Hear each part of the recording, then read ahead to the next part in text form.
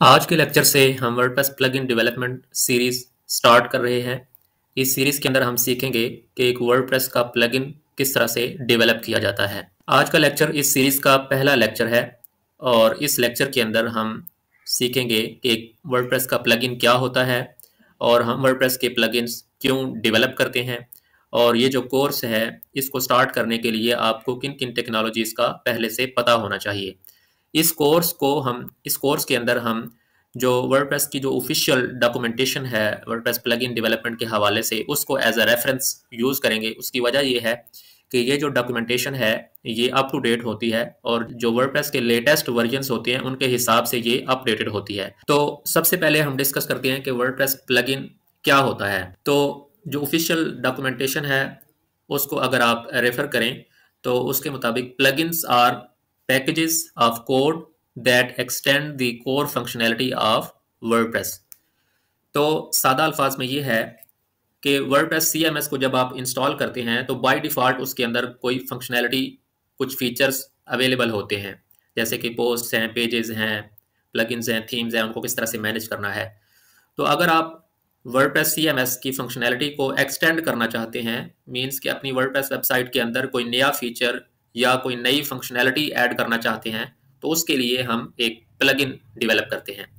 Plug in जैसा कि name से जाहिर है, इसको हम प्लग इन कर सकते हैं और प्लग आउट कर सकते हैं। मीन्स के कोई नई फंक्शनैलिटी है उसको हम प्लग इन के थ्रू अपनी वेबसाइट के अंदर इंस्टॉल भी कर सकते हैं और जब हम उस प्लगइन को अनइंस्टॉल करेंगे तो वो फंक्शनैलिटी हमारी वेबसाइट से रिमूव हो जाएगी। अब हम ये डिस्कस करते हैं कि हम वर्डप्रेस प्लगइन्स क्यों डेवलप करते हैं।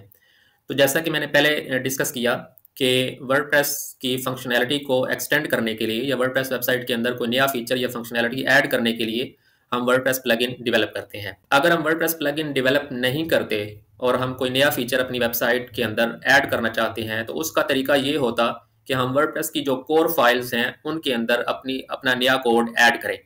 उसका ड्रॉबैक या डिसएडवांटेज ये है कि जैसे ही वर्डप्रेस का नया वर्जन रिलीज होगा तो जो वर्डप्रेस की जो कोर फाइल्स हैं वो ओवरराइड हो जाती हैं, जिसकी वजह से आपने जो कोड ऐड किया होगा वो सारा रिमूव हो जाएगा। तो इस चीज़ से बचने के लिए वर्डप्रेस हमें ये फीचर प्रोवाइड करता है कि प्लगइन डेवलप कर लें और जब वर्डप्रेस कोर को जब आप अपडेट करते हैं तो आपके जो प्लगइन्स हैं वो अपडेट नहीं होते बल्कि वो एज इट इज़ रहते हैं। तो उसका फ़ायदा ये होता है कि जो भी आपकी फंक्शनैलिटी होती है जो आपने प्लगइन के थ्रू ऐड की होती है वो एज इट इज़ रहती है। अब हम डिस्कस करते हैं कि इस कोर्स को करने से पहले आपको किन किन टूल्स और टेक्नोलॉजीज़ का पहले से पता होना चाहिए।